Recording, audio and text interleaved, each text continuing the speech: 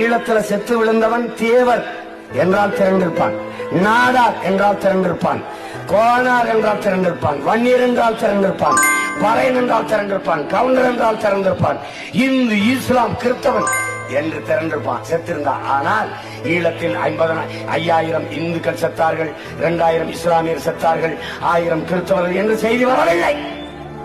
அங்கே தேவர் செத்தார், நாடார் செத்தார், மீனவர் செத்தார், முத்தரை செய்தி வரல. தமிழர்கள் செத்தார்கள் என்று செய்தி வந்தது.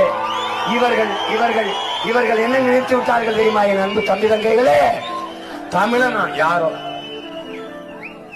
யாரோ தமிழர்களா?